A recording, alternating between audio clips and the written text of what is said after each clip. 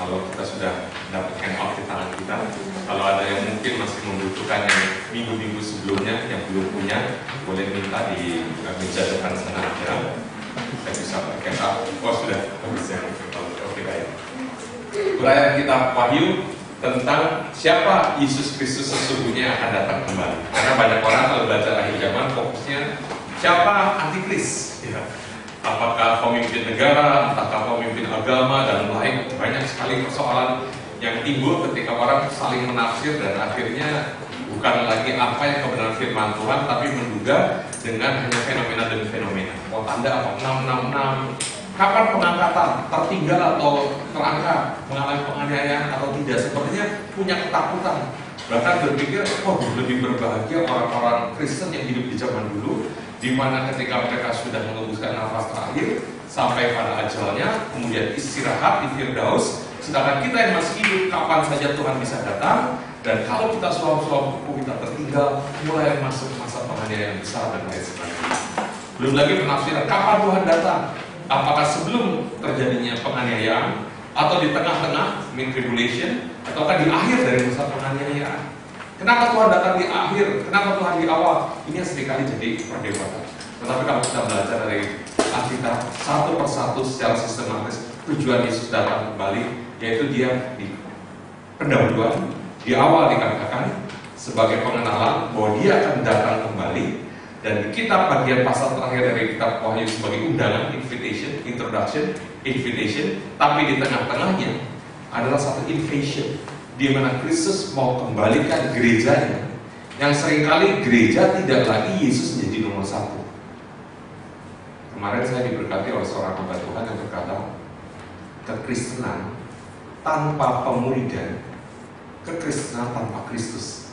Karena kita baru saja merayakan kenaikan Tuhan Yesus naik terangkat, dan sebelum terangkat apa yang Yesus katakan? Karena itu pergilah, jadikan segala bangsa apa?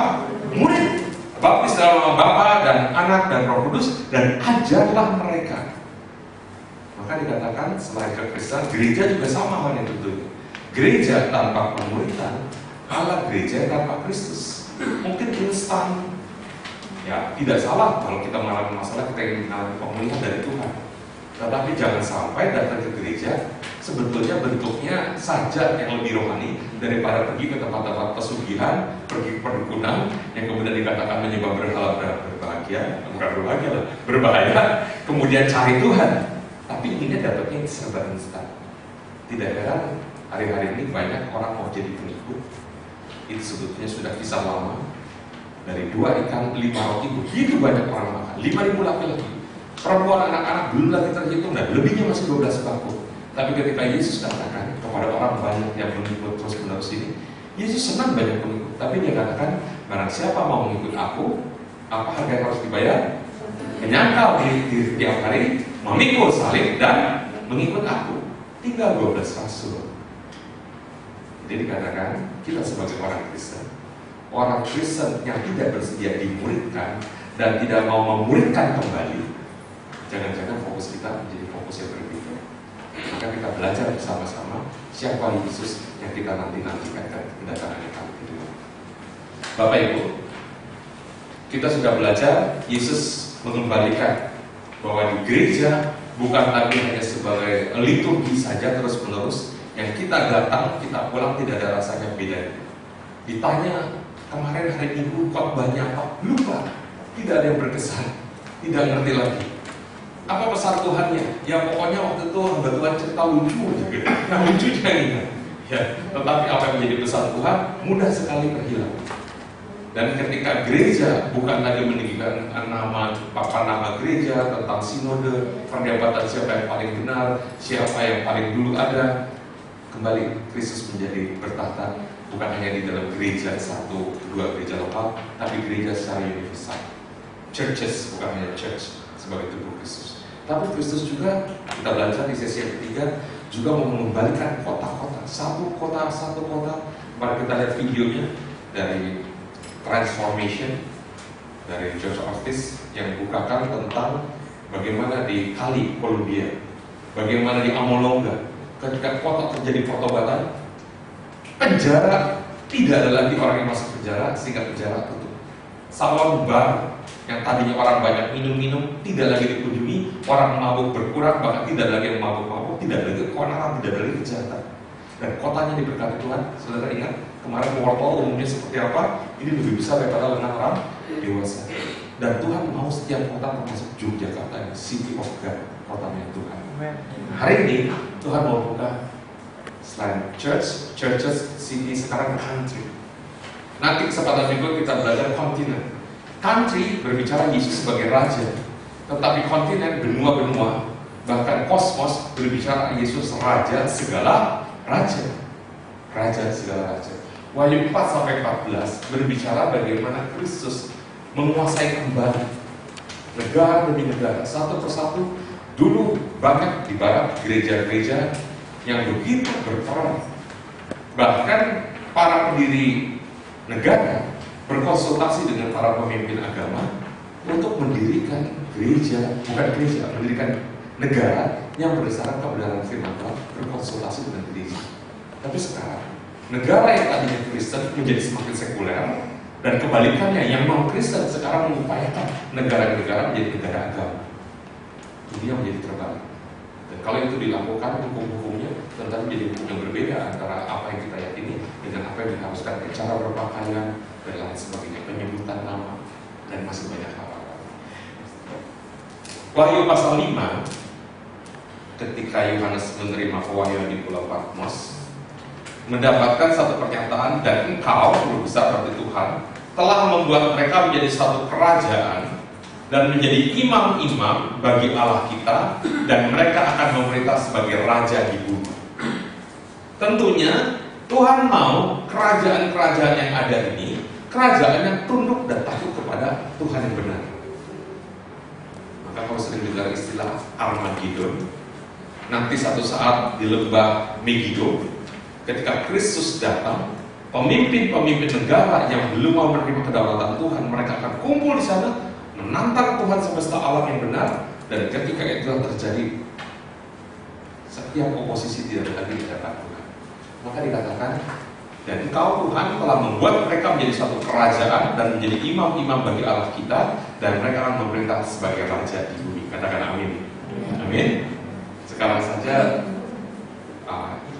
pemilihan presiden, wakil presiden, wah terus berita, entahkah SMS, entahkah BBM, entahkah kabar ini, kabar itu, orang terus, mungkin kita bukan tim sukses saja ikut-ikut sedang melakukan tanpa sadar sebagai tim sukses, apalagi yang didasarkan kepercayaan. Berikut dikatakan, banyak bangsa akan kembali kepada Tuhan semesta alam, tetapi tidak semua bangsa akan sujud tunduk kepada Kristus. Bapak Ibu, Alkitab katakan bahwa Yesus yang adalah Allah tidak menganggap kesetaraan sebagai Allah ini sebagai milik yang harus dipertahankan, melainkan rela mengosongkan dirinya, merendahkan diri, mengambil rupa seorang hamba menjadi apa? Manusia. Dan dalam keadaan sebagai manusia, rela taat sampai mati, bahkan mati begitu terhina. Mati di mana? Di kayu salib. Itulah sebabnya Bapa di surga sangat meninggikan dia, mengaruniakan kepadanya nama di atas segala nama, sehingga setiap lutut bertelut dan semua lidah mengaku bahwa Yesus adalah Tuhan. Percaya tidak percaya ini akan terjadi. Mengapa akan terjadi? Setiap ciptaan selama ini dibutakan tentang siapa penciptanya. Setiap manusia selama ini dibutakan siapa raja, segala raja, Tuhan yang benar. Tetapi begitu kita meninggal, entahkah Bapak Protestan, Ibu Kristen, Katolik, apapun, tetapi kita bergereja, kita tahu Yesus Raja kita. Begitu kita meninggal, kita akan melihat Dia, dan kita tersyukur, kita sujud, dengan lidah kita mengaku Yesus adalah Tuhan. Tetapi orang-orang yang tidak percaya Kristus selama hidupnya, begitu detik mereka meninggal, mereka akan tahu juga siapa Tuhan yang benar. Masalahnya, sayangnya sudah terlambat. Maka tugas kita, tugas saudara dan saya adalah terus beritakan kepada mereka, sehingga mereka pun bisa mengenal, mereka pun bisa menyembah, mereka bisa melayani siapa Tuhan yang benar, yang sesungguhnya. Ada amin? Amin. Sekalipun pakai Alkitab, masih banyak orang yang mengatakan Kristus belum tentu Tuhan. Ada yang mengatakan Yesus Tuhan, belum tentu Allah. Ada saja. Mari kita lihat satu bagian dulu. Memang tidak ada di fotokopi, ya, tapi saya percaya ayat ini sangat penting. 1 Yohanes 5 ayatnya yang ke-20. 1 Yohanes 5 ayatnya yang ke-20. Kalau ada orang mengatakan Yesus hanya pendiri agama, ada yang mengatakan Yesus memang korban menebus dosa di kayu salib, ada yang mengatakan bahwa Yesus Tuhan, tetapi mereka tidak percaya bahwa Yesus adalah Allah. Tuhan itu Lord, Allah itu God. Allah itu bukan nama, Allah itu generik. Ada yang mengklaim Allah itu nama. Sebetulnya bukan demikian. Tetapi sesungguhnya, mari kita lihat 1 Yohanes 5 ayat 20. 1 Yohanes 5 ayat yang ke-20. Sudah dapat semua? Kalau sudah, mari kita baca sama-sama dengan suara 2, 3. Akan tetapi kita tahu bahwa anak Allah telah datang dan telah mengaruniakan pengertian kepada kita, supaya kita mengenal yang benar, dan kita ada di dalam yang benar, di dalam anaknya Yesus Kristus. Dia adalah Allah yang benar dan hidupnya kekal. Siapa Allah yang benar? Yesus Kristus. Yesus Kristus. Saya ketemu orang yang bawa Alkitab, tapi Alkitabnya terjemahan versi alirannya sendiri, terjemahan Dunia Baru, New World Translation. Saya punya bahasa Indonesianya, saya punya bahasa Inggrisnya dari terjemahan yang sama. Begitu lihat ayat 1 Yohanes 5 ayat 20, tidak bisa memisahkan bahwa Yesus sesungguhnya Dia yang berkuasa. Amin. Wahyu 6 ayat 15 sampai 17.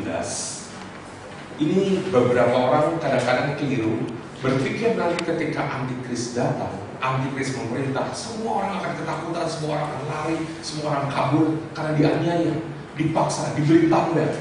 Sehingga ketakutan ini juga melanda orang-orang Kristen.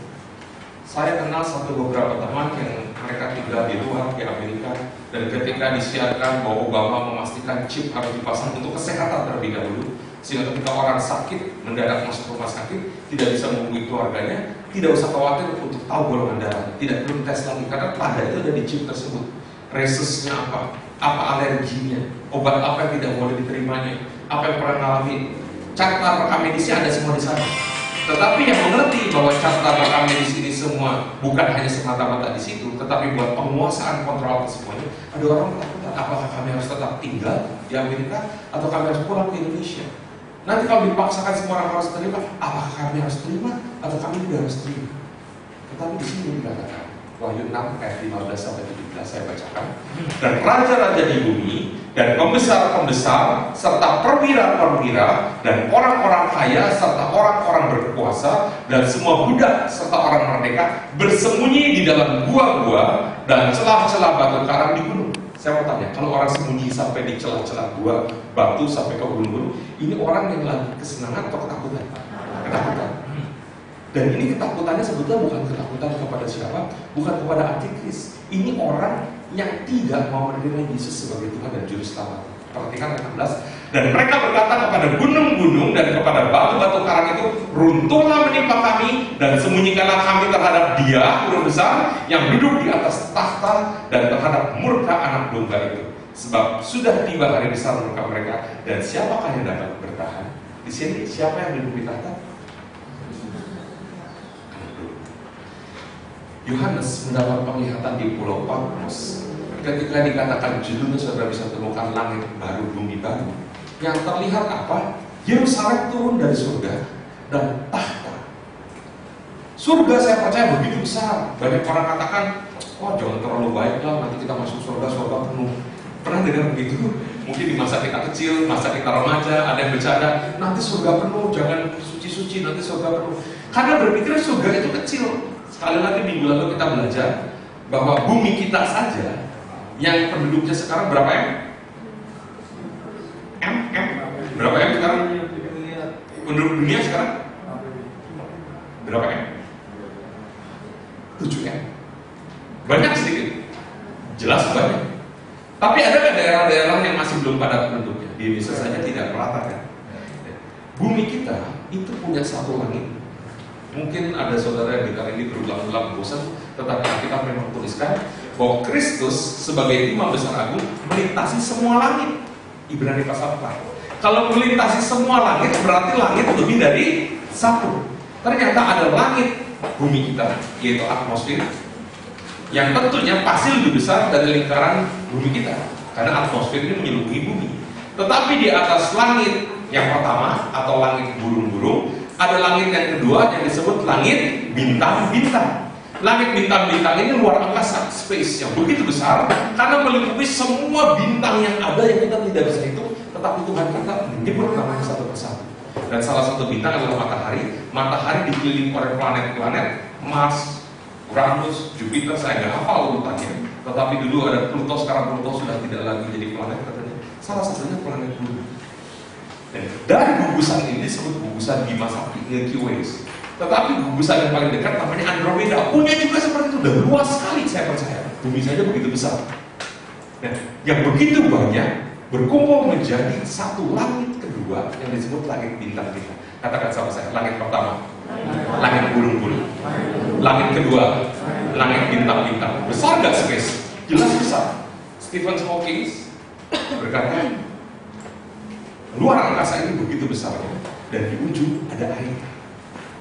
Makanya tidak heran ketika Nuh peristiwa banjir begitu luar biasa, manusia melogikakan katanya air di kutub mencair. Tidak, di atas sana ada langit. Alkitab sudah katakan kitab Kejadian, pada mulanya Tuhan menciptakan langit dan bumi. Dikatakan apa? Hari pertama Tuhan menciptakan terang, dipisahkannya terang dari gelap. Hari kedua Tuhan menciptakan cakrawala, dipisahkannya air di bawah dan air di atas. Nah, air di atas ini begitu gelembung, air yang begitu besar, tapi ini baru yang kedua. Tapi di atas itu ada satu langit lagi yang disebut langit yang mengatasi segala langit, alias langit malaikat, alias surga. Alkitab menulis, Salomo berkata, mana mungkin Tuhan berdiam bersama manusia di bait suci yang dibangun ini, bikinan manusia, tetapi sesungguhnya langit, kata Salomo, bahkan langit yang mengatasi segala langit tidak bisa memuat engkau karena Tuhan Maha Besar. 2 Tawarik 2 ayat 6, 2 Tawarik 6 ayat 18, 1 Raja-Raja 8 ayat 27, masih ada 6 ayat lagi yang mengatakan hal yang sama. Nah, yang begitu besar ini, siapa penguasanya? Siapa penciptanya? Kristus Yesus. Katakan, Tuhan kita esa. Katakan esa. Jangan pakai istilah satu, lebih cocok istilah esa. Tuhan esa tapi 3 pribadi. Tuhan esa tapi 3 pribadi. Pribadi Bapa yang berkata, inilah anakku yang kukasih, kepada yang berkenan. Ketika pribadi anak keluar dari air mengalami baptisan, dan Roh Kudus meneguhkannya dengan tanda seperti merpati hingga kepada dia. Betul? Peristiwa baptisan Alkitab mencatat. Bapa, Anak, Roh Kudus. Siapa yang menciptakan semesta ini? Bapa, Anak, atau Roh Kudus? Siapa yang menciptakan alam semesta ini? Bapa, Anak, atau Roh Kudus? Bapa begitu mengasihi anak, segalanya diberikan kepada anak, termasuk nama di atas segala nama diberikan kepada anak, termasuk kuasa untuk menciptakan segala yang ada diserahkan kepada anak, karena Bapa begitu percaya sama anak. Siapa yang menciptakan? Yesus. Mari kita lihat ayatnya. Yohanes 1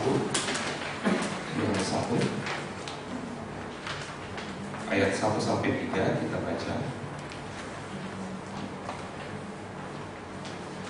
sehingga kita mengerti mengapa alam semesta ini kembali kepada tangan Kristus dari kuasa si jahat iblis yang sebagai penguasa dunia ini. Yohanes 1 ayat 1 sampai 3. Judulnya Firman yang telah menjadi manusia. Kita semua tahu namanya siapa? Kristus. Yesus Kristus sebelum lahir menjadi manusia awalnya sebagai apa? Firman. Ayat 1. Pada mulanya adalah Firman. Firman itu bersama-sama dengan Allah, dan Firman itu adalah Allah. Ia pada mulanya bersama-sama dengan Allah. Segala sesuatu dijadikan oleh Dia, dan tanpa Dia tidak ada sesuatu pun yang telah jadi dari segala yang telah dijadikan. Kelanjutannya dijelaskan, dalam Dia ada hidup, hidup itu adalah terang manusia, dan selanjutnya sehingga kita tahu nanti satu saat di ayat 12 semua orang yang menerimanya diberinya kuasa menjadi anak-anak Allah, yaitu mereka yang percaya dalam namanya. Siapa namanya? Yesus Kristus. Tapi dari ayat 1 sampai 3 dikatakan, pada mulanya Firman, Firman bersama-sama dengan Allah, Firman adalah Allah, Ia mulanya bersama-sama dengan Allah, segala sesuatu dijadikan oleh Dia. Oleh siapa? Oleh Firman. Mari kita lihat, belajar Alkitab itu 2-3 saksi sah. Paulus katakan, dengan kesaksian 2-3 orang baru sah. Aku datang kali kedua, sehingga dengan kedatangan kali kedua menjadi satu hal sah. Ke pengadilan hanya dengan satu saksi gugur. Kita lihat firman Tuhan yang berkata lagi tentang hal yang sama. Mari kita buka dari Kolose 1 ayat yang 15. Kolose 1 ayat yang 15. Apa judulnya Bapak Ibu? Keutamaan Kristus, berarti sudah dapat. Saya baca ayat 15, ayat 16 baca sama-sama. Ayat 15, Ia, Kristus ya, keutamaan Kristus, Ia adalah gambar Allah yang tidak kelihatan. Kenapa Allah tidak kelihatan? Allah Maha Besar. Tidak seorang pun bisa melihat. Allah Maha Besar berarti Allah tidak punya wujud, tidak punya sosok. Kalau Allah punya wujud, Dia punya sosok, Dia tidak Maha Besar.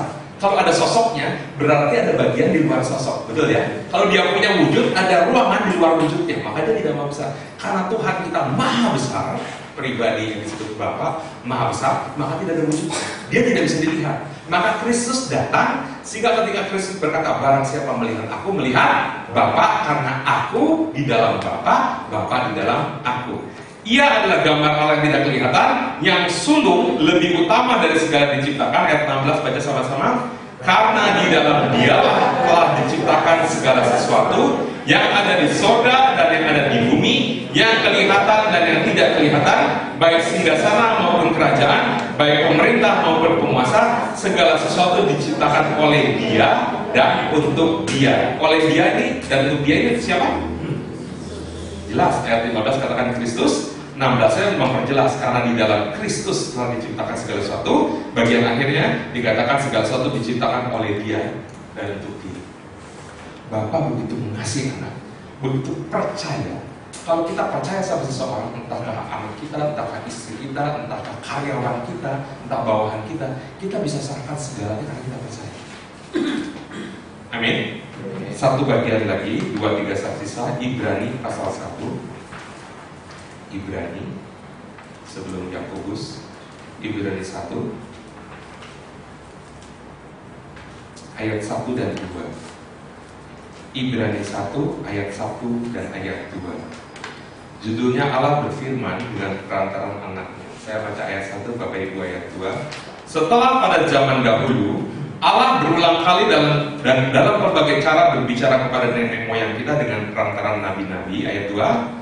Maka pada zaman akhir ini Ia telah berbicara kepada kita dengan perantaraan anaknya, yang telah Ia tetapkan sebagai yang berhak menerima segala yang ada. Oleh Dia Allah telah menjadikan alam semesta. Oleh Dia, oleh siapa? Oleh Kristus, oleh anaknya Allah telah menjadikan alam semesta.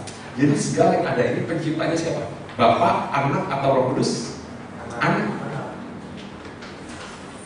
Hidup ada di dalam siapa? Bapa, Anak, atau Roh Kudus? Hidup. Yesus berkata, aku jalan kebenaran dan hidup. Hidup ada di dalam Dia. Mari kita buka 1 Yohanes 5.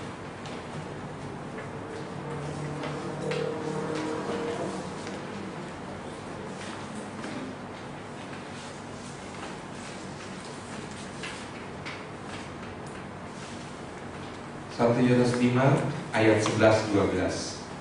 1 Yohanes 5 ayat 11-12. 1 Yohanes ya, surat Yohanes, bukan Yohanes 5 tapi 1 Yohanes 5 11-12. Sudah dapat Bapak Ibu Saudara-saudari? Kalau sudah kita baca, dan inilah kesaksian itu, Allah telah mengaruniakan hidup yang kekal kepada kita, dan hidup itu ada di dalam anaknya. Barang siapa memiliki anak, ia memiliki hidup. Barang siapa tidak memiliki anak, ia tidak memiliki hidup. Jangan lupa anak ini huruf besar, berarti siapa? Yesus. Makanya ditanya, sudah terima Yesus belum? Apakah Yesus ada dalam hati saudara dan saya? Bukan artinya tidak punya anak ini, oh itu loh, belum punya anak, belum boleh karunia momongan, bukan. Ada juga orang tidak menikah, pasti tidak punya anak. Paulus punya anak rohani, siapa namanya? Timotius. Paulus terus-menerus menjaga jiwa-jiwa supaya setiap kita menjadi anak-anak Allah, barang siapa yang menerima namanya. Makanya dikatakan hidup ada di dalam Bapa, Anak, atau Kudus? Anak. Pribadi anak ini namanya siapa Bapak Ibu? Yesus Kristus. Nah, Yesus Kristus ini adalah anak domba yang duduk di tahta. Dia yang akan datang kembali.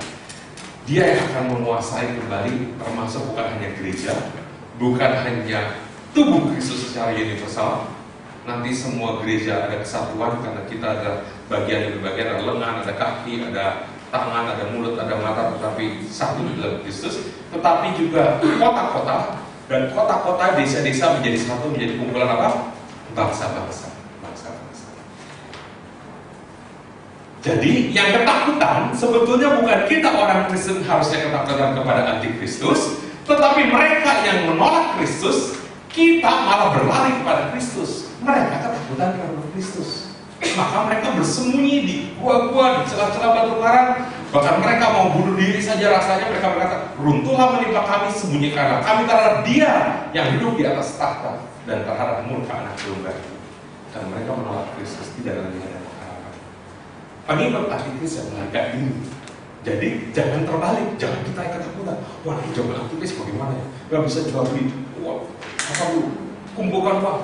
Ada orang kumpulkan timbun segala sesuatu. Katanya Kristus nanti datang. Kalau terlebih dahulu ada antikris, masa antikris tidak bisa berjual beli. Ada orang cari satu daerah beli tanah. Nanti kita akan tinggal di sana. Tidak, Kristus datang kita menyongsong Dia. Yang lain yang ketakutan. Amin. Ada amin. Ketika Kristus menguasai kembali negara-negara dan benua, dimulai dari gereja komunitas. Orang sudah mengerti bahwa bagaimana menerima Yesus sebagai Tuhan Juru Selamat, lahir baru, born again, bertobat. Kemudian jemaat-jemaat, kumpulan orang percaya membentuk kota-kota, kota-kota membentuk negara-negara, negara-negara membentuk benua-benua. Maka Yesus bukan hanya raja atas negara, tapi raja segala raja atas benua dan atas dunia ini. Amin. Itu sebabnya ditulis Yohanes 19 ayat 7, dan pada jubahnya dan pada pahanya tertulis suatu nama, itu Raja segala raja dan Tuhan di atas segala Tuhan. Ini nyata ketika negara-negara kembali kepada Kristus. Karena dunia ini, ketika ada hawa jatuh dosa, dunia ini dikuasai oleh siapa? Iblis. Iblislah penguasa dunia ini. Yohanes 12 ayat 31. Alkitab tulis, iblis penguasa dunia ini. Yesus suruh menyembahnya. Nanti aku berikan semua harta dunia ini. Yesus gak menyangka, karena memang sejak Adam Hawa jatuh dosa, semuanya menjadi di bawah kuasa iblis. Bahkan iblis berpikir dia yang menciptakan dunia ini. Dan para pengikut gereja setan, kenapa sekarang tetap subur? Kenapa ada orang-orang yang menyembah, dari mulai Anton Sador Lavi di Amerika sana, gereja satanik menyembah Lucifer? Karena mereka dalam berpikir ini berimbang antara Lucifer dengan Tuhan. Tuhan yang kasih banyak peraturan, gak boleh tidak kudus, tidak boleh makan sembarangan, minum ini itu, tidak boleh hidup seperti itu, pacaran ganti-ganti, bahkan kumpul dulu sama-sama, kalau nggak cocok bisa pisah lagi nanti dulu. Dan semua yang pikir mereka nyaman, ini dikekang oleh Tuhan yang satu. Saya mau ikut Tuhan yang ini. Kalau Tuhan yang ini semakin banyak pengikutnya, Tuhan yang ini yang menang. Dia pikir sama seperti itu. Keliru. Tuhan yang ini hanya malaikat. Tuhan yang kecil ini hanya Lucifer yang jatuh dari surga yang mulia. Wahyu 4, kalau kita perhatikan bagaimana proses pengembalian ini semua. 3 ayat pertama dibukakan, dimulai dari ayat 1. Kemudian daripada itu aku melihat sesungguhnya sebuah pintu terbuka di surga, dan suara yang dahulu yang telah kudengar berkata kepadaku seperti bunyi sangkakala, katanya, naiklah kemari dan aku akan menunjukkan kepadamu apa yang harus terjadi sesudah ini. Segera aku dikuasai oleh Roh, dan lihatlah sebuah tahta terdiri di surga, dan di tahta duduk seseorang. Siapa kira-kira yang duduk di tahta? Bukan Petrus, bukan Paulus, bukan siapa-siapa, cuma siapa? Satu-satu? Yesus. Jangan harap ada 2 tahta di surga. Satu yang keriput, ubanan, satu yang tangannya berlubang paku. Hanya kita akan lihat siapa? Kristus. Karena kita tahu kan, Salomo berkata, sesungguhnya langit, bahkan langit mengatas segala surga pun tidak bisa memuat Allah Bapa yang begitu luar biasa besar. Maka perlu datang Yesus yang bisa kita lihat, bisa kita raba, yang kita bisa dengar pengajaran. Dia yang datang dan berkata, barang siapa melihat aku, melihat Bapa. Aku dan Bapa satu. Di surga, Yesus bertahta, ada 4 makhluk. Ingat, yang kepalanya, wajahnya siapa? Singa, lembu, anak manusia, raja wali. Menggambarkan 4 Injil. Singa sebagai raja, Yesus raja Yehuda, Injil Matius untuk bahasa Yahudi. Dan Markus sebagai lembu, Yesus sebagai hamba. Dan kepada dibukakan Yesus sebagai anak manusia, dia sungguh lahir, ada silsilahnya, dan dia juga adalah Raja Wali, keilahian. Dan keempat makhluk itu masing-masing bersayap 6, dan dengan tidak berhenti-hentinya mereka berseru-seru siang dan malam, Kudus, Kudus, Kuduslah Tuhan Allah yang Maha Kuasa, yang sudah ada dan yang ada dan yang akan datang. Ini terjadi seruan ini di bumi atau di surga? Di surga. Tetapi di bumi akan terjadi hal yang sama. Di bumi akan terjadi hal yang sama, karena pujian dari jemaat yang menang, Wahyu 4 ayat 11. Dikatakan, ya Tuhan dan Allah kami, Engkau layak menerima puji-pujian dan hormat dan kuasa, sebab Engkau telah menciptakan segala sesuatu, dan oleh karena kehendak-Mu semuanya itu ada dan diciptakan. Saudara mau jadi jemaat yang biasa-biasa, jemaat yang menang. Kalau jemaat yang menang di surga nanti nyanyinya ini. Kalau malaikat nyanyinya ini. Jadi jangan salah nyanyi nanti di surga. Saudara nyanyi Kudus, Kudus, Kudus, misalnya di surga. Terus mereka bilang, kamu ada sayapnya nggak? Oh nggak ada sayapnya. Jangan-jangan paniki. Geser. Tapi ternyata jemaat yang menang, Wahyu 4 ayat 11. Pernah dengar lagu ini? Beberapa waktu lalu saya diajarkan. Bunyinya kan? Yesus Tuhan dan Allah kami, Engkau layak menerima pujian, hormat dan kuasa, sebab Kau ciptakan segalanya. Oleh karena kehendak-Mu semuanya itu telah ada dan diciptakan untuk kemuliaan-Mu dan pujian. Nanti di surga waktu nyanyi begini, saya lihat ya yang ikut kelas Wahyu sama-sama ada nggak di sana? Jangan sampai tengah jalan murtad gara-gara tahta, harta, dan seksualitas. Ya. Ciri jemaat yang menang, Bapak Ibu. Saya mau kasih gambaran begini. Alkitab kasih tahu, Yesus raja segala raja. Kalau Yesus raja segala raja, berarti nanti di surga ada nggak raja-raja? Ada, betul ya? Kalau ada raja-raja, ada tidak rakyatnya? Jelas ada. Saya mau tanya, di surga nanti rakyatnya orang percaya, orang Kristen, atau orang yang tidak percaya, non Kristen? Orang percaya. Kita tahu yang tidak percaya pergi kemana, betul ya? Maka kalau raja-raja orang percaya, rakyatnya orang percaya, Bapak Ibu saudara-saudara nanti di surga mau jadi rakyat atau mau jadi raja? Raja memerintah, rakyat diperintah-perintah. Di keluarga mungkin karena anak paling kecil disuruh-suruh sama kakaknya. Di sekolah dikasih tugas sama guru. Ini kan kakak kelas 6 ulangan ujian semua, kalian libur ya, tapi jangan semaunya di rumah bikin PR, dikasih PR banyak sama guru.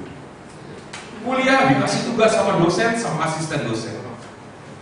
Kerja sama, disuruh sama bos.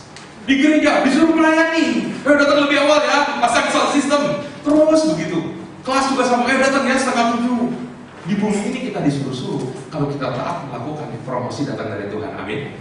Dan ketika kita setia, kita taat, kita melakukan, ini satu bekal supaya di surga kita bisa memerintah. Nah sayang, kalau di bumi sudah disuruh-suruh terus-menerus, nanti di surga sepanjang segala abad kita pun hanya disuruh-suruh karena hanya jadi rakyat.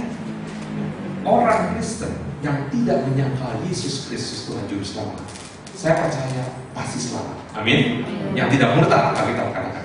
Tapi tidak murtad, tidak lakukan apa-apa. Keselamatan anugerah, sebab karena kasih karunia kamu diselamatkan oleh iman. Itu bukan hasil usaha, amin. Keselamatan itu bukan usaha kita. Kita tidak bisa karena berendam 7 hari 7 malam di sungai lalu selamat. Karena makan kembang 5 macam 7 macam bisa selamat, menoreh-noreh diri supaya selamat. Tidak, hanya melalui kematian Kristus. Kita percaya bahwa Kristus menebus dosa saudara dan saya, kita diselamatkan, amin. Jadi keselamatan anugerah. Katakan keselamatan anugerah. Tetapi upah dan mahkota itu jerih lelah di dalam Tuhan. Nah, kita katakan jerih lelah kamu di dalam Tuhan tidak pernah sia-sia. Memberikan secangkir air segelas pun karena dia pengikutku, kita katakan tidak kehilangan upahnya. Nah di surga nanti ada orang-orang yang dipanggil untuk mendapat kemuliaan. diberikan kuasa memerintah. Ada yang dipercaya 10 kota. Pernah baca? Ada yang mendapat 10 kota. Ada yang 2 jadi 4 atau bahkan jadi 4 kota. Yang satu tidak dihambur-hamburkan, talenta Mina ini hanya dikubur, dibungkus sapu tangan, dikubur. Ternyata menyia-nyiakan. Dia tidak dikasih 1 kota, tetapi yang satu itu diberikan kepada yang sudah punya berapa? 10. Yang punya diberi lagi, dipercaya. Kalau di surga nanti ada raja-raja yang memerintah, ada rakyatnya, ada cirinya. Siapa yang menang? Siapa yang jemaat biasa-biasa? Tapi kan katakan ciri jemaat yang menang. Yang menang dulu ya kita lihat ya. Jangan punya ambisi, saya yang penting selamat aja, yang penting selamat aja. Nanti di surga dikatakan ada yang dekat dengan Tuhan kita. Makanya ibu daripada Yakobus sama Yohanes datang kepada Yesus, tolong supaya anak-anakku duduk di sebelah kiri dan kanan. Karena nanti Yesus di surga nggak menjulang seperti Monas. Dia tetap dengan ukuran yang sama, dan ada orang bisa dekat, ada orang dari jauh-jauh bisa lihat. Ciri jemaat yang menang, Wahyu pasal 4. Dan sekeliling tahta itu ada 24 tahta, dan di tahta itu duduk 24 tua-tua, mewakili apa? Yang memakai satu apa? Pakaian putih dan mahkota emas di kepala mereka. Mari kita lihat Wahyu 3 ayat 21, Wahyu 3 ayat 5, Wahyu 3 ayat 11-12. Wahyu 3 ayat 21. Tolong yang siapa yang sudah biasa buka kitab dengan cepat, dapat duluan tolong baca Wahyu 3 ayat 21. Wahyu 3 ayat 21. Ada yang mau baca kamu? Barang siapa menang, dia akan kududukkan bersama-sama dengan aku di atas tahtaku. Sebagaimana aku pun telah menang dan duduk bersama-sama dengan Bapakku di atas tahtaku. Katanya. Wahyu 3:21 dikatakan ciri yang menang apa? Duduk di atas tahta. Katakan duduk di tahta. Duduk di tahta. Wahyu 3 ayat 5. Ada yang mau bacakan Wahyu 3 ayat 5? Siapa yang dapat? Tolong baca. Ya, silakan. Barang siapa menang, dia akan dikenakan pakaian putih. Yang demikian, aku tidak akan menghapus namanya dari kitab kehidupan, melainkan aku akan mengaku namanya di hadapan Bapakku dan di hadapan para malaikat. Tadi Wahyu 3:21 duduk di tahta, kali ini dikatakan apa? Pakaian putih. Katakan pakaian. Pakaian ya. Wahyu 3 11-12. Wahyu 3 ayat 11-12. Siapa yang mau bacakan Wahyu 3 11-12? Wahyu 3 ayat 11 dan 12. Aku datang segera, peganglah apa yang ada padamu supaya tidak seorang pun mengambil mahkotamu. Barang siapa menang, ia akan kujadikan sokong guru di dalam bait suci Allahku, dan ia tidak akan keluar lagi dari situ. Dan padanya akan kutuliskan nama Allahku, nama kota Allahku, yaitu Yerusalem baru yang turun dari surga dari Allahku, dan namaku yang baru. Cirinya kali ini apa? Tadi sudah duduk di tahta, pakai pakaian putih, dan satu lagi apa? Pakai mahkota emas. Kesimpulannya di Wahyu 4 ayat 4 dikatakan mereka yang menang pakai pakaian putih, mahkota emas di kepala, dan juga mereka duduk di tahta. Bapak Ibu, ciri jemaat yang selamat setelah masa susah besar. Jadi ketika nanti terjadi pengangkatan di dunia ini, orang-orang ada yang tertinggal, ada yang akan murtad, menyangkal imannya supaya bisa berjual beli, salah satu terima tanda. Ada yang tetap mempertahankan iman. Yang mempertahankan iman ini tentu akan dikejar-kejar, dianiaya, tidak usah nanti. Sekarang pun pernah kita ada gereja yang baru saja bikin ibadah, orang-orang yang kerja bakti datang dengar ada ibadah, suruh berhenti ibadahnya. Di mana itu? Di Jogja, Sleman. Dan ternyata kemudian reda sebentar, datang lagi orang lain dari luar daerah. Terus apa yang mereka mulai lakukan? Memecahkan kaca-kaca, rusak gereja. Bupati Sleman datang. Yang terjadi, datang lagi rombongan lebih banyak, sehingga sang bupati ini di koran ditulis harus diungsikan karena rombongan yang datang berikutnya lebih brutal lagi. Belum lama terjadi. Satu keluarga lainnya, percetakan, ada banyak penerbit di Jogja, salah satunya Galang Press. Kalau yang tadi hamba Tuhannya Pak Niko, pendetanya, yang mengalami tadi yang pertama, yang kedua ini masih belum lama kejadiannya juga. Keluarga ini Pak Julius, percetakan Galang Press, di rumahnya sedang adakan Rosario. Ketika Rosario kan tentu nggak mungkin pakai tepuk tangan, betul ya? Nggak pakai alat musik seperti drum segala macam. bergiliran berdoa, Salam Maria penuh rahmat Tuhan sertamu, terpujilah kau di antara wanita, terpujilah batu Yesus, kemuliaan bagi lagi rosario begini, diserbu juga didatangi. Dan yang terjadi mulai penganiayaan. Pak Yudis tidak di rumah, Pak Yudis pulang. Apa ini ada apa? Saya punya rumah. Luka, tulang rusuk patah. Dan ada anak kecil di situ. Apa yang terjadi pada anak tersebut? Di stroke. Orang bawa sekarang stroke portable itu bisa alasannya untuk bela diri. Perempuan kalau takut dianiaya atau di jalan bawa stroke yang voltase tinggi. Itu yang terjadi ketika ada anak Kristen pacaran sama mantannya marah sama dia, saingannya marah, terus disumpah mulutnya, disetrum-setrum sampai tewas di kendaraan di mobil. Yang istimewa orang tuanya, ibunya bilang, saya sudah mengampuni pembunuh anak saya. Satu bayi di Bandung berjemaat di gereja yang sama dengan kami di Jogja, tapi mereka berjemaat di Bandung. Suami istri ini punya bayi, ada dokter palsu, curi anak tersebut, diculik bayinya.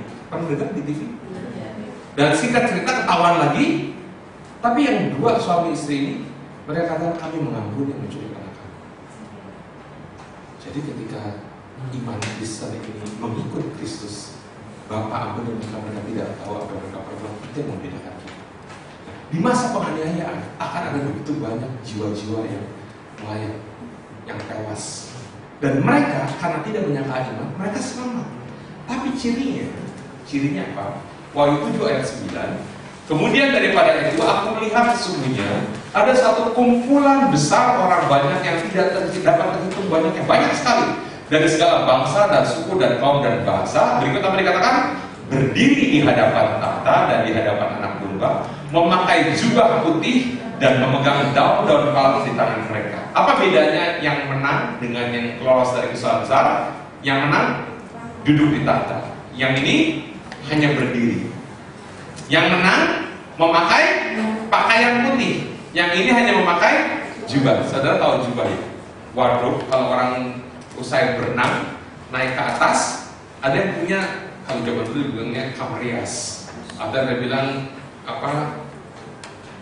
Kayak kimono begitu bentuknya. Ada yang dari handuk. Nah, jubahnya supaya itu loh, daripada menyolok kayak kelihatan badan seperti itu. Kecuali kalau orang di sana berjemur dengan pakaian yang sangat minim. Kalau kita orang timur mungkin cepat-cepat ditutup.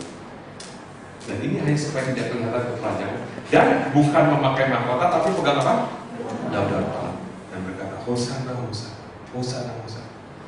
Tentukan sekarang Bapak itu umurnya mana? 13, 14. Dan seorang dari antara tua-tua itu berkata kepadamu, siapakah mereka yang memakai jubah putih itu dan dari mana mereka datang? Wahyu 7 ayat 14, maka kataku kepadanya, Tuanku, Tuhan mengetahuinya. Lalu ia berkata kepadaku, mereka ini adalah orang-orang yang keluar dari kesusahan yang besar. Dan mereka telah mencuci jubah mereka dan membuatnya putih di dalam darah anak domba. Mereka pun diselamatkan. Tetapi sekarang, hari-hari ini, jangan sampai kita ikut Tuhan, yang penting saya selamat. Orang lain menuju kepada kebinasaan, kita tutup mata. Yang penting kita tidak berbuat dosa. Yang penting saya diberkati, saya diberkati, saya diberkati. Kasihan sekali begitu banyak orang di luar sana. Bapak Ibu, suka makan apa? Pak, hobinya makan apa? Senang. Kalau ditanya ke makanan sekarang apa? Bu, Bapak makan apa? Roti. Roti. Pak Edi suka apa makanan? Gudeg. Yang mana yang suka? Juminten, yang kering, yang basah. Buah mana? Bener. Bu, suka makan apa? Suka apa? Apa saja? Kalau lapar, Pak. Kalau lapar apa suka ya? Mbak, sukanya makan apa? Sayur? Ya, sayur. Wah, sehat, serat kan? Yang lain? Sekarang Bapak Ibu bayangkan, kalau ada pesta kebun, ada meja dihias, mungkin kotak-kotak merah putih, ya. Bukan kotak-kotak kampanye ya. Terus di atasnya semua ada makanan yang enak-enak. Bapak suka roti, ada roti macam-macam gitu. Mau roti tawar, mau roti yang ada rasa, roti manis, ada sosis bro, ada Arnold, ada apa pokoknya segala macam, yang bahan roti segala macam. Budak semua ada, dari yang keluarnya malam, yang keluarnya tengah malam, yang pakai mercon, yang pakai bruto, yang pakai ceker ada. Sayur mau sayur apa? Mau baby kailan, mau apa? semanggi kah sayurnya, apa semuanya ada. Pokoknya supaya kita suka ada di meja tersebut, semuanya ada.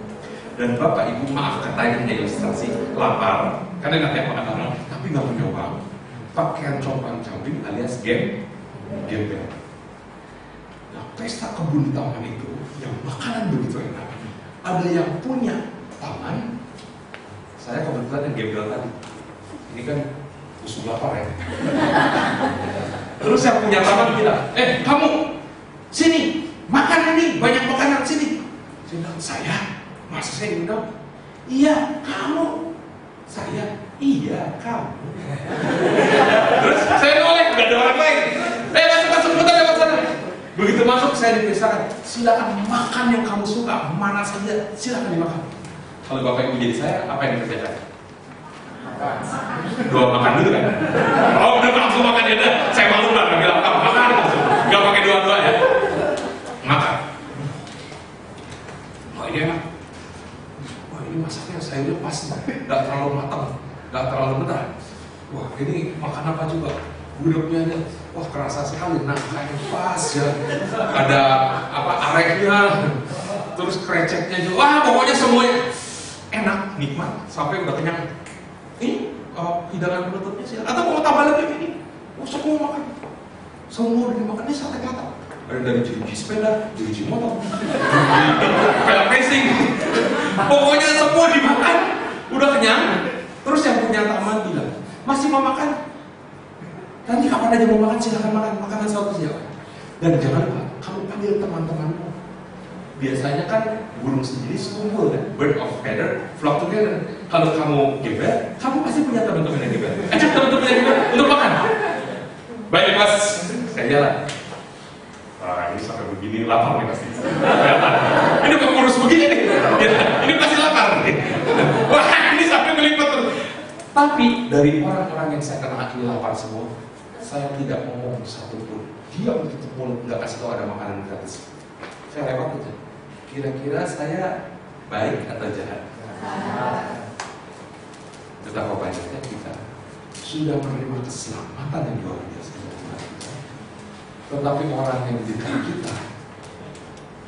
kita tidak mau bikin pembicaraan. Nanti saya doanya, nanti kalau bagaimana orang yang marah, nggak selalu harus cerita ayatnya, apanya. Kasih senyum aja dulu, itu sudah pembagian kasih, betul? Bisa kita mengasihi orang kita benci, kita senyum? Gak bisa. Dengan mengasihi, salah satunya kasih senyuman. Orang itu mungkin jarang kok disenyum. Terus mungkin tanya, ada sesuatu yang mau disampaikan, mungkin atau yang mau diceritakan. Mungkin dia lagi galau, dia bisa curhat. Selama orang gak ada yang dengarkan dia, siapa tahu dari situ kita bisa buka jembatan buat beritakan kabar baik. Amin. Ada begitu banyak. Nah, siapa yang menang? Orang-orang yang memenangkan jiwa-jiwa. Karena Alkitab katakan, ketika ditanya, nanti Tuhan tanya, Tuhan gak tanya, sertifikat rumahnya ada berapa Pak? Tuhan gak tanya, kendaraannya dulu belinya second atau baru dari showroom? Gak ditanya begitu. Ditanya apa? Smartphone? Apa dumb phone? Gak ditanya seperti itu. Tuhan gak tanya deposito kita. Yang Tuhan tanya, mana jiwa-jiwa? Mana apa? Jiwa-jiwa. Makanya kita diperbaiki karakter sehingga kita punya buah roh, sehingga orang bisa menikmatinya. Kalau tidak, kita jadi batu sandungan, mana mau orang mendekat dengan kita. Dan satu lagi, kita harus punya buah pertobatan. Tidak lagi melakukan kejahatan, tinggalkan semua dosa. Maka kita menghasilkan buah jiwa-jiwa ketika kita terbuka buat orang dalam Kristus. Amin. Maka mau pilih yang mana? Raja yang memerintah. Amin ya. Nanti semua dapat kaflingnya. Wahyu 5 ayat 1 sampai 3 dikatakan oleh Yohanes, maka aku melihat di tangan kanan dia yang duduk di atas tahta itu sebuah gulungan kitab yang ditulis sebelah dalam dan sebelah luarnya dan dimeterai dengan 7 meterai. Kata Yohanes ini melihat gulungan kitab. Kalau ini anggap satu lembar kertas, ini kan sisi muka ada tulisannya, sisi belakang tidak ada. Tapi kalau yang dilihat di sini, yang ada tulisan seperti fotokopi bolak-balik. Tapi kemudian ini digulung. Karena kebiasaan zaman dulu kitab-kitab kan digulung ya, gulungan kitab scroll namanya.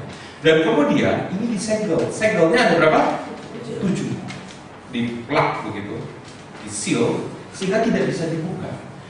Ayat 2, dan aku melihat seorang malaikat yang gagah, yang berseru dengan suara nyaring. Katanya, siapakah yang layak membuka gulungan kitab itu dan membuka meterai-meterai? Ada apa dalam gulungan kitab ini? Tidak seorang pun yang di surga atau yang di bumi atau yang di bawah bumi yang dapat membuka gulungan kitab itu atau yang dapat melihat sebelah dalam. Bapak Ibu, gulungan ini di dalam, khususnya orang Yahudi ngerti benar perjanjian lama, orang yang punya hutang itu ditulis surat hutang.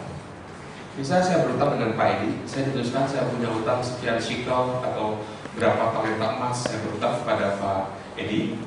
Kemudian perjanjian surat hutang ini tidak disimpan di saya, nanti saya sobek begitu saja. Tidak disimpan di Pak Edi, nanti dianggap nanti merubahnya, nambah-nambahin, tapi ditaruh di bait suci. Surat apa? Hutang. Nah, nanti kalau bisa dilunaskan, maka surat hutang ini dibuka segelnya, dibatalkan. Maka saya tidak bisa ditagih lagi. Sampai sini tangkap ya, surat hutang. Nah, disebutnya title deed. Title deed ini bukan hanya surat hutang, juga surat kepemilikan. Kalau Bapak Ibu beli tanah, properti, rumah, diberikan sertifikat. Kalau beli kendaraan bermotor, dapat BPKB. Ada surat kepemilikan. Nah, surat kepemilikan ini merupakan gulungan yang ditulis di depan belakang, di meterai 7, sayangnya tidak seorang pun yang bisa membuka. Nah, gulungan ini, gulungan apa? Surat hutang ketika Adam Hawa jatuh dosa, bumi serta semua yang ada di atasnya, laut serta semua yang ada di dalamnya, semua yang ada dalam ciptaan ini beralih kepemilikannya kepada si ular yang membujuk di Taman Eden. Maka sekarang semuanya ini masih di tangannya siapa? Iblis. Tidak heran iblis bikin terus macam-macam di bumi ini. Dia merusak, dia bikin pedofilia, dia bikin kejahatan seksual, dia buat penganiayaan rumah ibadah, apa saja dia bisa kerjakan. Karena dia yang masih berkuasa. Dan sebetulnya ini sudah dilunasi oleh siapa? Kristus yang darahnya tercurah. Tetapi gulungan kitab ini harus dibuka. Nah, kitab Wahyu menyatakan suatu saat kelak kitab gulungan ini akan dibuka. Dan tentu kalau dibuka, kita belajar hukum, ada aksi, ada reaksi. Ada aksi di surga, ada reaksi di bumi. Ketika gulungan ini mau dibuka, iblis tidak suka. Dia kerja lembut, dia kerja keras. Kemarin dia tanya sama saya, kok bisa serempak gunung-gunung aktif di bumi? Kok bisa serempak gempa terus-menerus? Tadi kan bilang, tadi baru jadi gempa tadi. Ya betul. Gempa sudah sangat begitu sering. Jelas saja minyak bumi terus dibor, diambilin tanah gerak. Mau gempa gak gempa, pastilah bakal gempa. Para ahli jelas tahu, semprot sana semprot sini, ozon semakin berkurang, sinar matahari semakin. Tuhan canggih bikin matahari sama bumi letaknya pas. Kalau letaknya kejauhan kita menggigil. Orang kalau di negeri yang 4 musim itu kedinginan harus pakai pakaian khusus. Kalau bawa mobil keluar, jangan cuci mobil. Begitu dicuci mobil, langsung itu membeku. Itu mobil nggak bisa dibuka. Iya, dan di depan keblok di kaca. Karena terlalu dingin. Nah, kalau bumi terlalu dekat, di sini sekarang Jogja kayaknya ada yang bilang neraka bocor lah segala macam. Di BBM itu statusnya ada aja banyak macam. Bukan Pizza Hut, Jogja Hut, Jogja Hut. Jadi Tuhan atur sedemikian rupa canggihnya Tuhan kita untuk begitu kita nyaman segitu. Tetapi menjadi rusak karena kita manusia, menjadi panas, global warming dan lain sebagainya.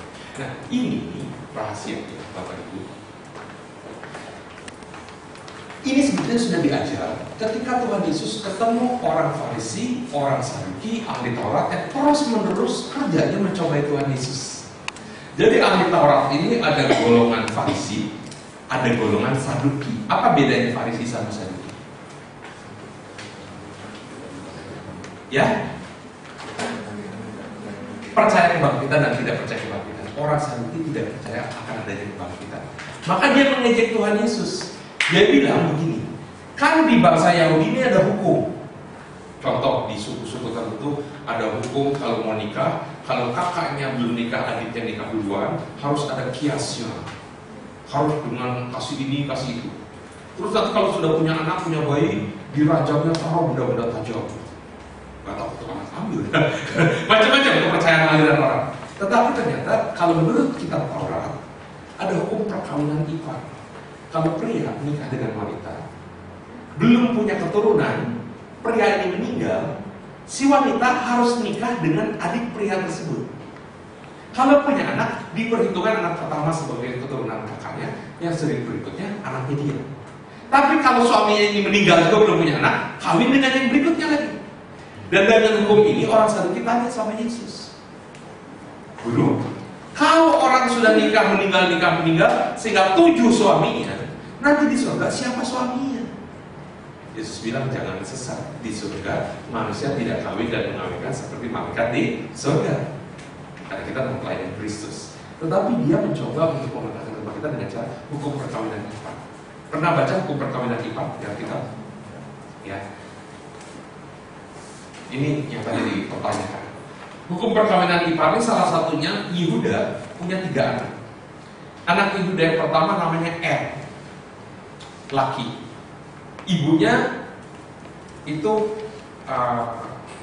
menikah dengan Yehuda, punya anak Anak kedua namanya Onan. Anak yang ketiga namanya Shua. Shua apa Shelah? Supaya pasti bukan kejadian 38 daripada duga-duga nama orang salah. Kejadian 38.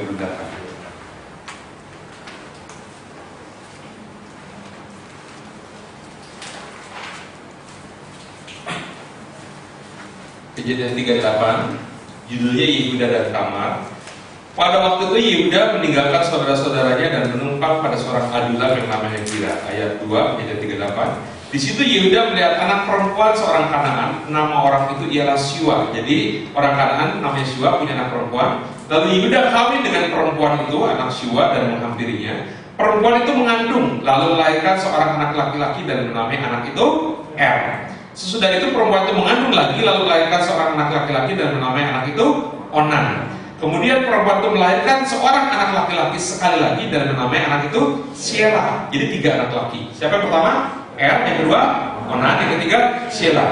Yehuda sedang berada di Kesib ketika anak itu dilahirkan. Ayat 6, perhatikan. Sesudah itu Yehuda mengambil anak sulungnya, seorang istri yang bernama Tamar. Tetapi anak sulung Yehuda itu adalah jahat di mata Tuhan, maka Tuhan membunuh dia. Nama-nama di Alkitab ada artinya. Tahu ya? Abraham diganti jadi Abraham menjadi bapak orang percaya. Musa apa artinya? Diambil dari air. Yakub diganti namanya jadi Israel karena Yakub artinya apa? Penipu. Nah, artinya berbuat salah. Kalau buka kamus bahasa Inggris tulisannya ERR, itu melakukan kesalahan. Maka kalau kita bikin salah pakai komputer, keluar kata apa? Error. Nah si ini error, dibunuh. Loh ya? Peribahasa bahasa Inggris, to err is human, but to forgive is divine. To err, berbuat salah, is human, adalah manusiawi. Manusia tidak lepas dari kesalahan dan dosa, betul. But to forgive is divine. Orang bisa berbuat salah sama kita, tapi kita mengampuninya. Itu sifat yang ilahi. Forgive is divine. Nah, ini mati, belum punya anak. Perhatikan ayat ini apa yang dikatakan. Ayat 8. Lalu berkatalah Yehuda kepada Onan, hampirilah istri kakakmu itu, kawinlah dengan dia sebagai ganti kakakmu, dan bangkitkanlah keturunan bagi kakakmu. Karena ini hukum perkawinan ipar. Tetapi Onan tahu ayat 9 bahwa bukan ia yang punya keturunannya nanti. Sebab itu setiap kali ia menghampiri istri kakaknya itu, ia membiarkan maninya terbuang supaya ia jangan memberi keturunan kepada kakaknya. Tetapi yang dilakukannya itu adalah jahat di mata Tuhan, maka Tuhan membunuh dia juga. Bapak Ibu tahu kata Sodom? Dari kata Sodom timbul kata apa? Sodomi. Sodomi itu terjadi di Sodom dan Gomora, di mana orang-orang begitu amoral. Jangankan pria dengan pria, malaikat pun ada yang mau disodomi. Pernah baca ya? Dan akhirnya timbul kata Sodom itu. Dan Sodom ini kekejian di mata Tuhan. Dan hari-hari ini terjadi seperti zaman Musa, anak-anak dibunuh, dibuang Musa itu supaya selamat. Zaman Tuhan Yesus anak-anak dibunuh oleh Herodes, betul, sampai Yesus diusir ke Mesir. Hari-hari ini anak-anak di Indonesia mengalami kekerasan seksual. Nah, selain Sodom dibenci Tuhan, ada satu lagi yang Tuhan benci yang manusia tidak sadar, yaitu apa? Onani. Apa itu onani? Di sini jelas kita mengatakan membuang maninya keluar. Di sini dibilang apa? Tetapi Onan tahu ayat 9 bahwa bukan ia yang punya keturunan nanti, sebab itu setiap kali ia menghampiri istri kakaknya itu, ia membiarkan maninya terbuang. Dari situlah timbul kata onani.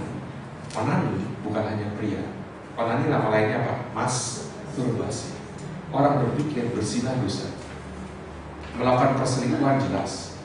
Tapi onani pikir tidak melibatkan orang lain. Tetapi pikiran berzina adalah dosa. Menginginkan lawan jenis dalam pikiran sudah sama dengan berzina. Dosa kan menurut Tuhan? Dosa. Maka orang itu. Ini satu kebenaran bahwa orang onani nggak mungkin bayangkannya kuliner. Orang onani nggak mungkin bayangkannya mobil balap, pertandingan sepak bola. Pasti bayanginya yang tidak-tidak. Dan ini yang kita katakan. Hukum perkawinan ipar. Ulangan 25, 5-10. Ulangan 25, kita lihat saja supaya jelas. Mungkin jarang kita bahas karena ini bukan sehari-hari dalam pastoral, tetapi ini penting. Ulangan 25 ayat 5-10. Judulnya tentang kawin dengan istri saudara yang telah mati. Saya bacakan saja langsung. Apabila orang-orang yang bersaudara tinggal bersama-sama dan seorang daripada mereka mati dengan tidak meninggalkan anak laki-laki, maka janganlah istri orang yang mati itu kawin dengan orang di luar lingkungan keluarganya. Saudara suaminya haruslah menghampiri dia dan mengambil dia menjadi istrinya, dan dengan demikian melakukan kewajiban perkawinan ipar. Lanjut lagi. Rut. Di kitab Rut ada satu tokoh yang bernama Rut. Rut ini siapa? Rupanya pernah terjadi kelaparan di tempat yang namanya Bethlehem, Yehuda. Bethlehem itu artinya rumah roti.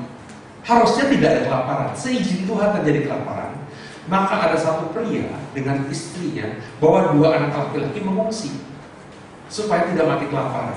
Dan ketika mengungsi, anaknya laki-laki yang satu namanya Mahlon dan satu namanya Kilion. Nama ayahnya siapa? Ada yang tahu? Elimelek.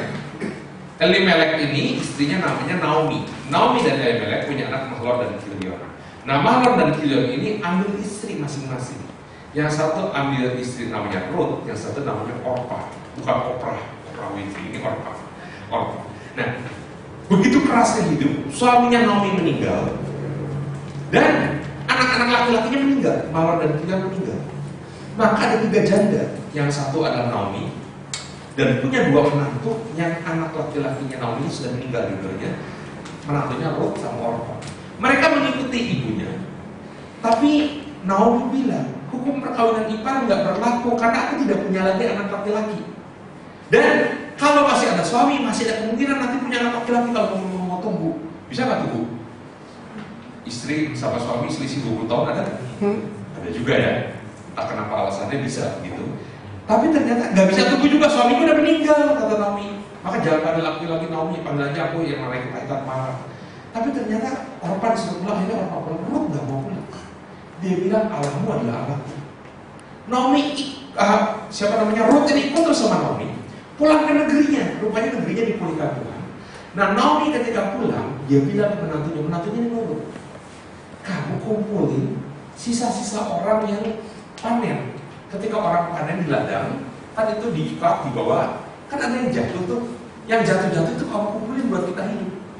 Dan ternyata waktu kumpul demi kumpul, dia kumpul di ladang yang orangnya baik hati. Ada kadang orang kumpul lagi disuruh jangan sih dia nanti nyorong, nanti nyuri, jangan masuk. Tapi ini dia diizinkan di tempat yang punya ladang, namanya pemilik ladang ini siapa? Boas. Nah, Boas pengen tahu siapa sih perempuan yang suruh kumpul itu, dan ternyata kumpul ini bukan buat diri sendiri, tapi untuk mertuanya. Berbakti sekali pada mertua. Ternyata setelah diketahui, ini masih kaum kerabat terdekat, masih saudara yang kalau penebusan seperti tadi hukum perkawinan ipar, maka Boas ini yang harus menebus. Tapi di luar Boas ada yang darah keluarga yang lebih dekat lagi, maka orang itu yang harusnya menebus. Nah, gambaran kitab Rut ini gambaran dari kitab Wahyu akhir zaman. Maka seharusnya orang itu yang menebus, tapi orang ini nggak mau. Dia bilang nanti merusak keturunan saya, ambil janda orang dan lain sebagainya. Orang ini nggak mau, maka harus menanggalkan kasusnya dan diludahi orang. Nah, Boas dia bilang saya tetap mau melakukan tugas saya, maka dia ambillah siapa? Rut menjadi istri. Ini Rut 41 sampai 7, Rut 3 12 sampai 13. Saya sudah cerita, nanti baca sendiri saja ya, waktu kita terbatas. Itu kisahnya. Bapak Ibu, kaum kerabat terdekat daripada Rut yang pertama harusnya menebus tidak mau. Harusnya dia bisa, tapi jatuhlah itu kepada siapa? Boas. Maka Boas menebusnya. Yang harus menebus kaum kerabat terdekat itu harus mampu dan harus mau. Katakan mampu. Mau. Malaikat sekalipun mau menebus saudara dan saya, malaikat tidak mampu karena dia tidak darah dan daging. Tanpa pencurahan darah tidak ada pengampunan dosa. Malaikat tidak bisa menjadi manusia. Manusia punya darah dan daging, tapi tidak bisa. Pak Imam yang duduk di sana kekal itu gak bisa menebus saya. Bukan karena kita selisih berapa kilo, tapi Pak Imam itu, Bapak Ibu hanya di antara kita ya. Saya mau kasih tahu meskipun dari istri saya kasih tahu ini orang berdosa. Bukan dari list dosanya, memang lahir pun sudah orang berdosa, betul ya.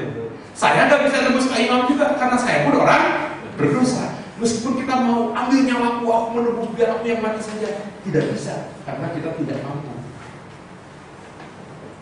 Siapa yang mampu dan mau? Ada satu pribadi, Yesus.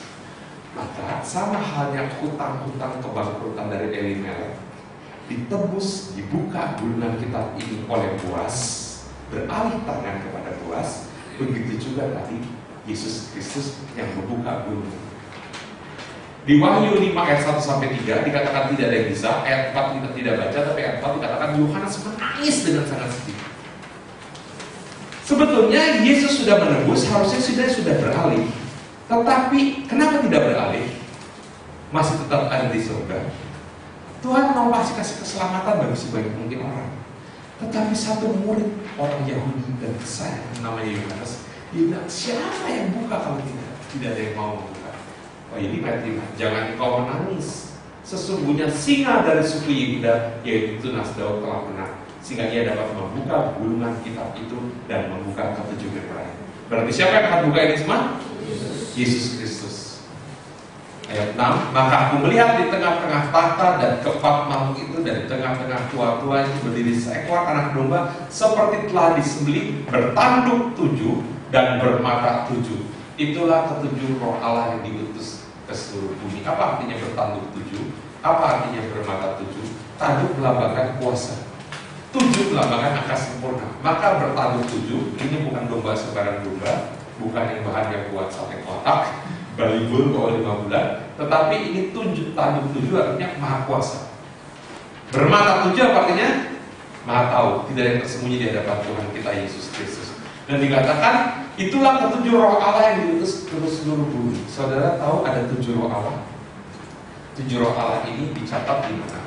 7 roh Allah yang diutus ke seluruh bumi ada di Yesaya pasal 11 ayat 2. Yesaya 11 ayat 2 dikatakan roh Tuhan akan ada padanya, roh hikmat dan pengertian, roh nasihat dan keperkasaan, roh pengenalan dan takut akan Tuhan. Kalau kita mau penuhan Roh Kudus, kita sedang menanti-nantikan hari pencurahan Roh Kudus hari Minggu besok. Kita akan ada ibadah di lantai 2 jam 8, pencurahan Roh Kudus dilayani oleh hamba Tuhan dari Singapura. Ini seharusnya bukan hanya roh hikmat saja. Orang punya hikmat, kepandaian, tapi tidak punya pengertian kepada orang lain. Semuanya dia serba bisa, serba tahu, tapi tidak ada toleransi. Roh pengertian, ada juga selain itu roh nasihat, sabar kepada orang lain, bisa menasihati apa yang baik, apa yang benar. Roh keperkasaan, ada satu kewibawaan, sehingga ketika menyatakan sesuatu orang bisa melihat. Roh pengenalan dan takut akan Tuhan. Ada orang kenal Tuhan karena baca Alkitab, tahu Tuhan begini semuanya segala macam, tetapi tidak takut Tuhan, bikin dosa. Orang takut Tuhan tapi tidak kenal Tuhan, hanya hidup dalam ketakutan. Oh, jangan-jangan Tuhan marah. Jangan-jangan Tuhan marah. Gak kenal bahwa Tuhan itu Tuhan mau jadi sahabat saudara dan saya. Amin. Makanya dikatakan 7 roh Allah. Yang pertama katakan roh Tuhan. Yang kedua roh hikmat, roh pengertian, roh nasihat, roh keperkasaan, roh pengenalan akan Tuhan, dan roh takut akan Tuhan. Wahyu 5 ayat 6 ditafsir ayatnya ada di mana? Yesaya 11 ayat yang kedua. Wahyu 5 ayat 11 lanjut. Maka aku melihat dan mendengar suara banyak malaikat sekeliling tahta, makhluk-makhluk dan tua-tua itu, jumlah mereka berlaksa-laksa dan beribu-ribu laksa. Berlaksa-laksa ini puluhan ribu, ya, ini beribu-ribu laksa. Katanya dengan suara nyaring, anak domba yang disembelih itu layak untuk menerima kuasa dan kekayaan dan hikmat dan kekuatan dan hormat dan kemuliaan dan puji-pujian. Kenapa Yesus layak menerima semua ini? Satu, dia sudah berkorban. Dia sudah apa? Menyerahkan nyawa. Tapi jangan lupa satu lagi sebutkan seringkali orang Kristen lupa, dia yang menciptakan semuanya. Dia yang apa? Yang menciptakan segala yang ada. Tadi ayat sudah jelas, Yohanes 1 ayat 1 sampai 3, Ibrani 1 ayat 1 dan 2, Kolose 1 ayat 15, 16. Jadi bukan hanya karena dia sudah berjasa, tapi memang dia yang punya. Kalau dia yang punya, dia yang berhak, dia yang layak. Kita pun gereja Tuhan sebagai mempelai Kristus, karena kita mempelainya bukan lagi 2 tapi 1, kita pun menerima kuasa, kekayaan, hikmat, kekuatan, hormat, kemuliaan, puji-pujian. Ada amin? Amin. Siapa mempelainya? Nabi Yeremia, Nabi Yeskiel maupun Hosea mengatakan Israel adalah mempelai daripada Allah. Tapi Israel seringkali kedapatan berzina, menyembah dewa-dewa asing, menyembah sesembahan daripada bangsa-bangsa sekitarnya. Dikatakan Israel telah bersundal. Sekarang di perjanjian baru, siapa mempelainya? 2 Korintus 11 ayat 2, Efesus 5 ayat 22 sampai 32. Kita orang percaya, gereja Tuhan adalah mempelai Kristus. Maka Kristus yang berhak menerima semua yang ada, menerima hormat, menerima kemuliaan, menerima kuasa, menerima semua yang ada tadi. Dan kita mempelainya, kita pun memperoleh yang sama daripada apa yang Kristus terima. Kita mempelainya, amin. Coba lihat satu dengan yang lain.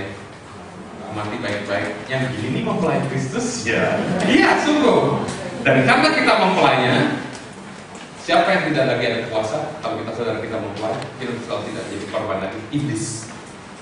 Begitu kita katakan saya mempelai Kristus, iblis sudah dikalahkan oleh siapa? Kristus. Kita mempelai, maka iblis dapat kita tindas, kita injak, kita robohkan. Kita boleh lebih daripada. Amin. Amin. Sudah jam 8. Kalau gitu sampai jumpa lagi. Ada pertanyaan atau pernyataan?